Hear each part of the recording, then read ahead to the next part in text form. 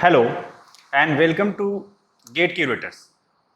हम लोग अपने डीबीएमएस फुल लेक्चर सीरीज में अब तक डीबीएमएस के बेसिक कॉन्सेप्ट्स देखें, इनिशियल कंसेप्चुअल डिज़ाइन देखा, कैसे ईआर डायग्राम बनेगा, स्कीमास देखी। अब इन सब के बाद हम लोग एक्चुअल डेटाबेस बनाने की तरफ बढ़ रहे हैं बहुत तेज़ी से, जब हम एसक्यूएल पे काम करेंगे। इससे पहले कुछ हमें रिलेशनल मॉडल कॉन्सेप्ट्स को डिस्कस करना है, जो हम लोग अब आज से इस लेक्चर में स्टार्ट कर रहे हैं। जैसे रिलेशनल मॉडल कॉन्सेप्ट्स का मतलब ये है कि एक टेबल क्या होती है, रिलेशनशिप कैसे, डेटाबेस में रिलेशनशिप कैसे रिप्रेजेंट होगा। यहाँ पे तो रिलेशनशिप एंटिटी के फॉर्म में या डायमंड बॉक्स के फॉर्म में और अपने एट्रीब्यूट्स के फॉर्म में रिप्रेजेंट हो गया ईआर डायग्राम में। एक्चुअल डेटाबेस में ये कैसे रिप्रेजेंट होगा, अब हमें ये देखना। तो इस लेक्चर का हमारा कंसर्न यही है कि एक रिलेशनशिप होता क्या है, रिलेशनशिप में टपल क्या होते हैं, एट्रीब्यूट्स क्या होते हैं, डोमेन क्या होता है। ये चीज़ें हम स्टार्ट करते हैं बहुत बेसिक से, और फिर धीरे धीरे कॉम्प्लेक्सिटी बढ़ाते हुए आगे के लेक्चर्स में हम लोग आगे देखते हैं और फिर हम लोग एसक्यूएल की तरफ रीच करेंगे। तो आइए हम ये लेक्चर स्टार्ट करते हैं। तो हम लोग इसमें रिलेशनल डेटा मॉडल कॉन्सेप्ट को देख रहे हैं।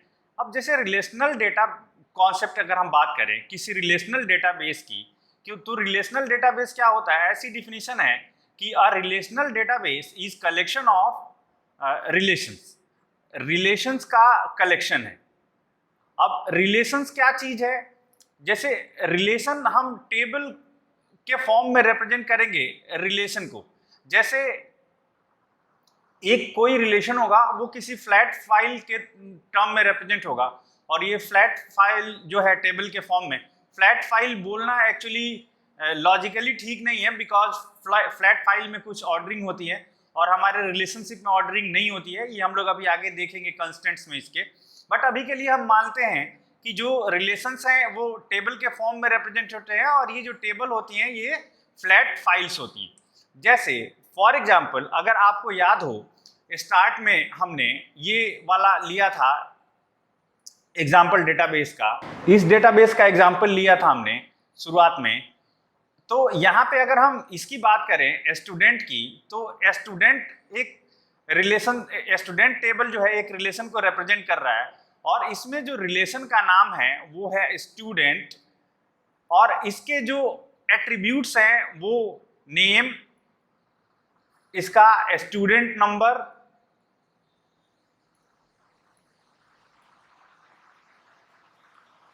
क्लास एंड मेजर, ये सारे इसके एट्रीब्यूट्स हैं।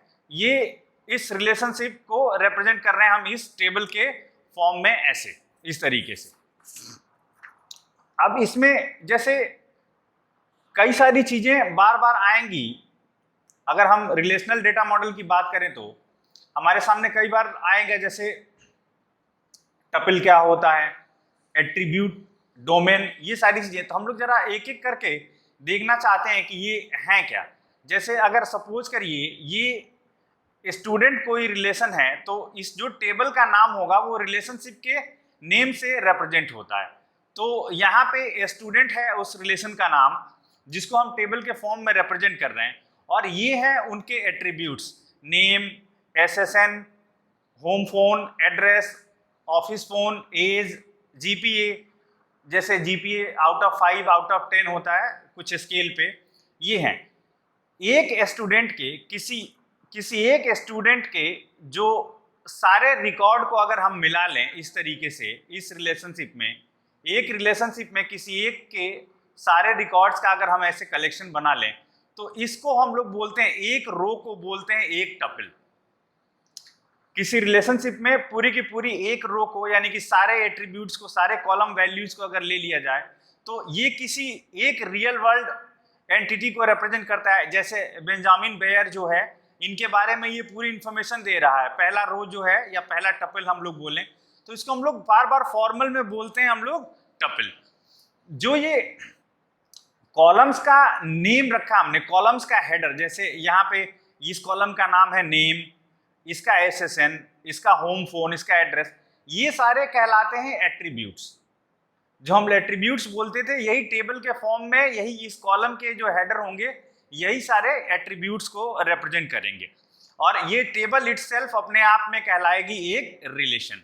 यानी कि कोई भी रिलेशन अब तक हम जो पढ़ रहे थे और रिलेशन के अपने एट्रीब्यूट्स के साथ, तो उस रिलेशन को हम लोग टेबल के फॉर्म में ऐसे कन्वर्ट कर सकते हैं। वो रिलेशन एज इट अपने आप में एक टेबल को रिप्रेजेंट करेगी और उस टेबल में जो कॉलम्स होंगे वो एट्रीब्यूट्स कहलाएंगे और जो सारे कॉलम्स का जो कलेक्शन होगा उसको हम लोग बोलेंगे टपल किसी एक के लिए। जैसे बेंजामिन बायर टपल अगर हम 1 की बात करें तो इसको रिप्रेजेंट कर रहा है, ये चुंग चा किम की बात करें तो इसको रिप्रेजेंट कर रहा है, इस तरीके से टपल 2।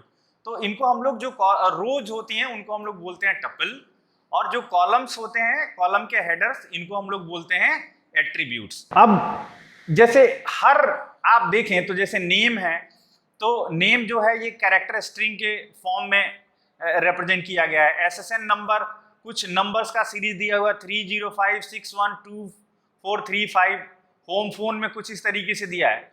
तो इसको एक्चुअली हम लोग बोलते हैं, अगर आपको याद हो तो कभी मैंने पहले चर्चा भी की थी, इनको हम लोग बोलते हैं डोमेन।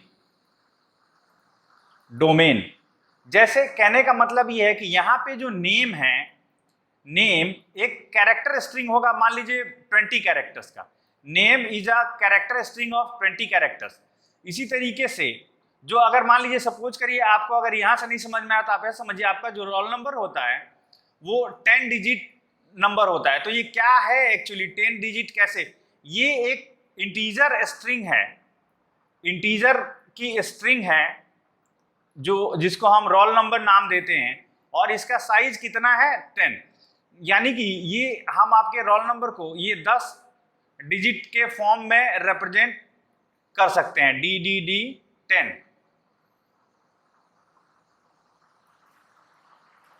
हर डिजिट वैल्यू अपने आप में इसके एक एलिमेंट को रिप्रेजेंट करेगी और ये पूरा डिजिट का कलेक्शन एक बच्चे का रोल नंबर। अब इसमें एट्रीब्यूट में या डोमेन में फर्दर क्लासिफिकेशन भी पॉसिबल है। जैसे आपका जो रोल नंबर है वो केवल 10 डिजिट का कॉम्बिनेशन भर नहीं है, उसमें भी पर्टिकुलर ग्रुपिंग इन्वॉल्व है। ग्रुपिंग किस तरीके से इन्वॉल्व है इसको जरा आप देखिए ध्यान से। जैसे आपका जो रोल नंबर है 10 डिजिट का है, तो उसमें 10 डिजिट में पहली 2 डिजिट जो है आपके ईयर ऑफ एडमिशन को रिप्रेजेंट करिए कि किस ईयर में आपने एडमिशन लिया है। उसके बाद यानी कि फर्स्ट 2 DD ऐसे हम इसको ग्रुपिंग कर सकते हैं। शुरुआत की 2 जो डिजिट है वो ईयर ऑफ एडमिशन को, नेक्स्ट 3 डिजिट जो है वो कॉलेज के कोड को रिप्रेजेंट कर रहा है, कॉलेज कोड को रिप्रेजेंट कर रहा है नेक्स्ट 3 डिजिट, और नेक्स्ट 2 डिजिट जो है 3 डिजिट जो है वो आपको आपके ब्रांच कोड को रिप्रेजेंट करता है, और बाकी नेक्स्ट की डिजिट जो है वो आपके एक्चुअल रोल नंबर को रिप्रेजेंट करती हैं। इस तरीके से 10 डिजिट्स का कॉम्बिनेशन मिला के और बनता है आपका पूरा 10 डिजिट का रोल नंबर। तो इसमें डोमेन में अलग अलग ग्रुपिंग भी पॉसिबल है। डोमेन का मतलब ये है कि किस पर्टिकुलर टाइप की वैल्यू आप यूज करने वाले हो किसी पर्टिकुलर एट्रीब्यूट के लिए। जैसे अगर आपको डेट यूज करना है तो आपको कुछ डेट टाइप का फॉर्मेट यूज करना होगा, day MM, DD MM, YY इस तरीके का। अगर आप कोई नेम यूज करने वाले हैं तो आपको कैरेक्टर स्ट्रिंग यूज करनी चाहिए। अगर आप कोई इस तरीके का 8-10 डिजिट का नंबर यूज करना चाहते हैं तो उस आपको नंबर्स की कैरेक्टर स्ट्रिंग यूज करनी चाहिए। इस तरीके से हम डोमेन को फर्दर स्पेसिफाई कर सकते हैं। एक कभी कभी आ जाता है रिलेशनशिप की डिग्री। जैसे सपोज करिए कि कोई ये स्टूडेंट रिलेशनशिप दिया हुआ है और इस स्टूडेंट रिलेशनशिप में ये सारे कॉन्स्टिट्यूएंट हैं। जैसे स्टूडेंट का नेम है, स्टूडेंट का SSN है, इसके होम का फोन नंबर है, इसके एड्रेस है, ऑफिस फोन है,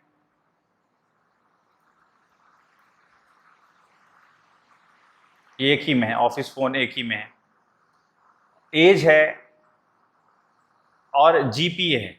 एक तो पहले हम इस तरीके से लिखते हैं रिलेशनशिप और उसके बाद ब्रैकेट में तो इसकी अगर कई बार पूछ दे कि डिग्री क्या है इस रिलेशनशिप की या किसी रिलेशनशिप की डिग्री क्या है, तो आपको कुछ नहीं करना है, सिंपल इसमें जितने भी एट्रीब्यूट्स हैं उनको काउंट कर लीजिए 1 2 3 4 5 6 7। इस रिलेशनशिप की डिग्री यहाँ पे है 7।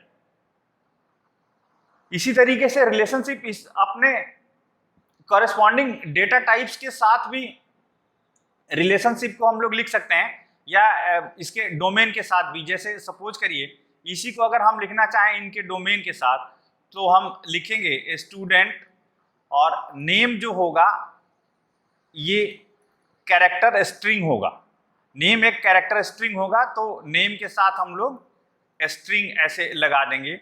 उसके बाद फिर हम SSN, तो SSN जो होगा वो नंबर स्ट्रिंग होगा, लेकिन है तो स्ट्रिंग ही, तो हम इसको भी स्ट्रिंग लिख ले रहे हैं। जब फर्दर हम स्पेसिफाई करेंगे इसका टाइप, तो वहां पे हम इसको बता देंगे कि ये नंबर की स्ट्रिंग है, कैरेक्टर की स्ट्रिंग नहीं है।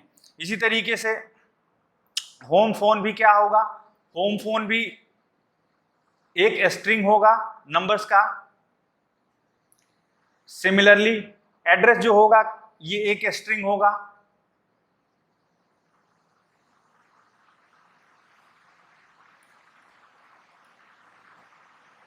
सिमिलरली ऑफिस फोन,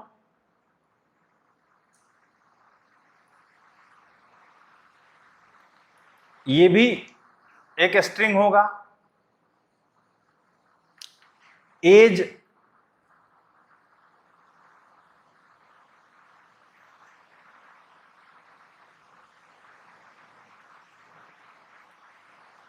एज जो होगा कोई इंटीजर होगा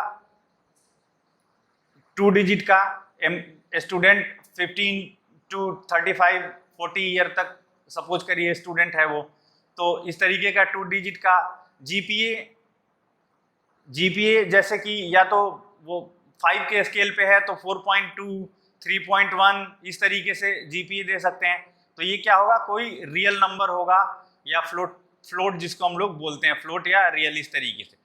तो ये कोई रिलेशनशिप ऐसे अपने एट्रीब्यूट वैल्यूज और इसके साथ अपने डोमेन के नेम के साथ या डोमेन टाइप के साथ भी रिप्रेजेंट हो सकता है, उसको हम लोग ऐसे रिप्रेजेंट करते हैं। अब हम इसमें ये एग्जांपल हमने देख ही लिया है कि किसको हम क्या बोलते हैं किस तरीके से। तो आने वाले लेक्चर्स में हम लोग नेक्स्ट लेक्चर में देखेंगे कैरेक्टरिस्टिक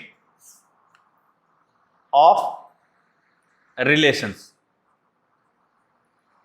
कि रिलेशनशिप्स की क्या कैरेक्टरिस्टिक्स है, ये हम लोग नेक्स्ट लेक्चर में देखेंगे। तो इस लेक्चर में हम लोग इतना ही रखते हैं। और अभी तक अगर आपने चैनल को सब्सक्राइब नहीं किया है तो सब्सक्राइब कर लीजिए, लाइक करिए, शेयर करिए। यूजफुल चैनल है। सारे वीडियोस के डिस्क्रिप्शन में आपको लिंक मिल जाएगा, जो भी मैं पढ़ाता हूँ उसके डिटेल नोट्स का, वो नोट्स से पढ़िए और वीडियो देखिए, दोनों को लिंक करिए। तो इस वीडियो में इतना ही रखते हैं, तब तक के लिए बाय।